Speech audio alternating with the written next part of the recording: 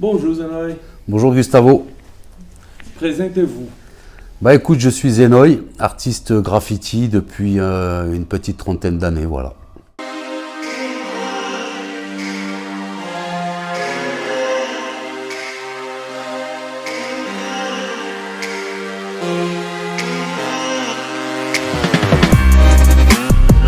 Zenoy, ça s'est fait un peu instinctivement.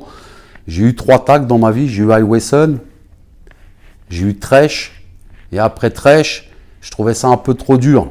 Je trouvais le mot, j'aimais bien le taguer, mais je trouvais ça un peu dur. Et je voulais changer de tag et j'ai travaillé des lettres. J'ai essayé de les imbriquer, de les mélanger. Et le hasard des choses a fait que je suis tombé sur Zenoy. Je trouvais que ça s'enchaînait très très bien. Donc c'est comme ça que l'aventure Zenoy a commencé, quoi. Bah alors, ça a commencé, j'étais jeune, je devais avoir 14 ans, c'était en 1988. J'avais un petit pote dans ma classe qui griffonnait du papier toute la journée. Et j'étais assez curieux, vu que je dessinais déjà, et je voulais aller voir ce qu'il faisait. Et je lui pose la question, qu'est-ce que tu fais et tout. Il me dit, tu vois, ça c'est du tag. Je lui dis, quoi? Il me dit, ouais, ça c'est du tag, tu vois. Et c'est un truc qui vient de New York, des États-Unis, j'y suis allé, j'ai vu ça. Et dans la foulée, 10 minutes après, moi aussi, je voulais faire des tags. Donc 10 minutes après, j'essaie de me trouver un tag. J'avais trouvé Highway Sun, j'avais pris la marque de mon Walkman. C'était Highway, les vieux Walkman là. Et Sun pour le soleil, je crois que c'était un Walkman qui venait d'Hawaï. Moi, j'avais pas beaucoup de culture. Donc j'avais fait le soleil d'Hawaï, genre. Et c'est comme ça que ça a démarré. Et tout de suite, j'ai griffonné, et très vite, je me suis mis au tag. Tout de suite, une fois que j'ai trouvé un peu mon tag Highway Sun, comme je disais, tout de suite, j'étais dans une école qui était à Clamart. Et j'ai commencé à taguer dans l'école. Et puis après, j'ai commencé à taguer sur les murs de l'école à l'extérieur. Et puis après, j'ai commencé à taguer dans les bus qui m'amenaient à l'école et dans les trains qui m'amenaient. Et puis après, de fil en aiguille, c'est quelque chose qui ne s'arrête jamais.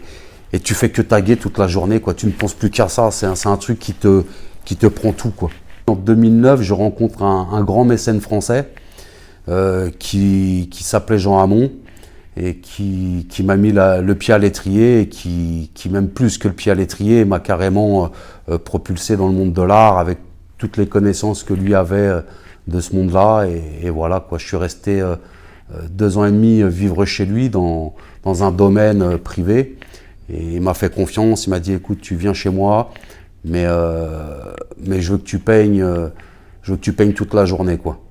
Et c'est comme ça que vraiment que j'ai commencé à travailler la toile, à essayer de trouver un style. Il m'a permis de trouver un style au bout de 2 ans et demi, parce qu'au début, je faisais des toiles un peu, entre guillemets, basiques, avec un graphe, avec marqué mon Zenoy en graffiti, et puis voilà, quoi. Et tout petit par petit, j'ai commencé à y mettre de la matière, à y mettre un peu autre chose qu'un simple lettrage graffiti, comme on a un peu l'habitude de voir. Comment je la vois, je la vois avec un regard un peu... comment je pourrais t'expliquer ça? Toujours avec un œil averti et j'essaie de faire la différence entre beaucoup de choses, de ne pas tout mélanger, de ne pas mettre tout dans le street art, ce nouveau mot qui est arrivé et que j'utilise moi aussi. Art de rue, moi ça me convient, le tag c'est de l'art de rue. Et j'essaie de le regarder avec un œil, avec du recul et surtout de me concentrer sur moi-même. Pas regarder tout ce qui se fait parce que des fois il y a des trucs qu'on appelle street art que je ne comprends pas pourquoi c'est du street art. Je pense qu'il y a un mélange de plein de personnes qui essayent d'évoluer dans ce milieu-là, qui n'ont rien de street art. C'est des peintres, oui, bien sûr, ils ont du talent, sans doute, mais ils ne sont pas street art. Et tout le monde veut s'incruster dans ce milieu-là, je ne sais pas pourquoi. Peut-être parce que c'est une facilité de dire oui, moi je suis street art, en ce moment ça plaît de dire ça. Donc je regarde ça avec un peu un sens critique, et en même temps, j'essaye d'en revenir toujours à moi-même, d'avoir une autocritique et de me concentrer sur moi.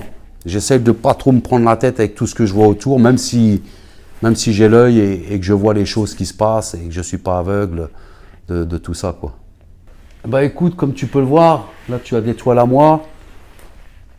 ce qu'il y a de plus fort, c'est que j'ai inventé une technique, j'ai créé ma signature, j'ai creusé comme on peut dire, c'est le cas de le dire, j'ai creusé l'idée pour en arriver aujourd'hui à pouvoir être entre le bas-relief, la peinture, la sculpture. À travers mes toiles, je veux vraiment qu'il y ait mon symbole qui ressorte toujours, hein, donc mon symbole qui est ma signature, et toujours d'une manière différente, avec un tag toujours différent, des couleurs qui sont assez pétillantes, assez fraîches. Je veux pas tomber dans l'obscur, mais justement mes toiles, je veux qu'elles parlent simplement en les regardant, je veux qu'elles parlent aux gens et qu'elles donnent quelque chose de positif rien qu'en les regardant. C'est un peu le but de mon travail. Et ouais, travailler la matière et tout ça, quoi. Il y a toujours une part de réflexion dans mon travail. Il y a toujours une part où je vais réfléchir. Et une fois que j'ai réfléchi, par contre, là, quand je sais où je vais, là, je me lâche et on est plus dans l'instinctif, on est plus dans le lâcher-prise, dans tout ça, quoi. Comme tu peux le voir, j'essaie de vraiment travailler chaque couleur et de placer aussi chaque tâche, chaque élément doit bien être placé. Donc, je veux qu'il y ait un équilibre, comme un peu un film où il y a une belle mise en scène, ça paraît le bordel, mais chaque personne a sa place, chaque élément, chaque meuble, chaque truc a une place bien précise. Moi, dans ma toile, c'est un peu ça, même si ça paraît très lâcher prise. Il y a 80% de lâcher prise, et après il y a 20% où je vais vraiment essayer de placer des petits éléments pour qu'il y ait un équilibre entre guillemets presque parfait, quoi. Bah, je pense que de toute façon le monde de l'art, la France, elle compte depuis déjà depuis des siècles. L'Europe est là depuis des siècles, contrairement à des pays comme les États-Unis et tout ça. Nous, en Europe, on a eu de la chance d'avoir des maîtres de l'art dans tous les domaines. Et moi, je pense que pour le street art, le graffiti et tout ça, on est très bien placé à Paris pour ça, quoi. Je pense que c'est la capitale mondiale, pour moi, hein, peut-être je me trompe, hein, mais en tout cas, je vois Paris comme la capitale mondiale du street art et du graffiti. Non, je pense pas à le futur, je pense le présent, et je pense me faire plaisir à chaque toile que je fais. C'est plus important que le reste, le futur, on ne sait pas, donc ça sert à rien de se tracasser. J'essaie au jour le jour de faire des belles œuvres, des belles toiles et d'en être satisfait, quoi. Si les galeries sont assez disciplinées et fortes, oui, bien sûr, oui. Il y a des galeries qui sont très, très compétentes, qui sont là depuis 30, 35 ans, qui ont un vrai savoir-faire, qui ont un vrai carnet de collectionneurs, comme la galerie Peraya, comme beaucoup d'autres galeries. Urban Capsule aussi, qui a beaucoup de monde derrière lui. Ouais, il y a des galeries très compétentes et après, bien sûr, il y a des jeunes galeries qui ouvrent et qui se battent déjà parmi toutes ces personnes qui sont là depuis des années et qui surtout ont su prendre le pas, qui ont su aussi ouvrir les portes au street art et au graffiti, qui nous ont donné notre chance et qui continuent à nous donner notre chance, quoi. Donc, c'est vrai que pour une petite galerie qui arrive, il y a de la place pour tout le monde, comme je dis, donc il n'y a pas de raison. Avec du travail, avec du sérieux et de la volonté, on arrive à tout, quoi. Mais écoute, cette pièce, elle part d'une idée très simple. Un jour, je peignais sur un mur qui est à Nanterre, qu'on peint tous depuis des années. Ça fait à peu près 30 ans que ce mur est peint, où d'abord les gens du quartier, puis ensuite les gens de Paris, de la banlieue parisienne, et maintenant même du monde entier, sont venus peindre sur ce mur qu'on appelle le mur de Nanterre.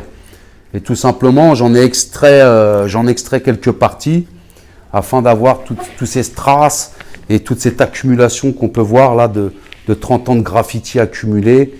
Et je trouvais ça très authentique, très brut et en même temps très joli. Donc j'en ai fait des œuvres, voilà. Mon ami, merci beaucoup. Bah, de rien. C'était super de connaître ton espace, de connaître tes opinions. Et voir, autant je connaissais déjà ton travail de galerie, mais voir tout assemblé comme ça, c'est vraiment magique. Bah, merci beaucoup, ça fait toujours plaisir d'entendre ça. Merci. Check. Check. À bientôt, plaisir. À bientôt.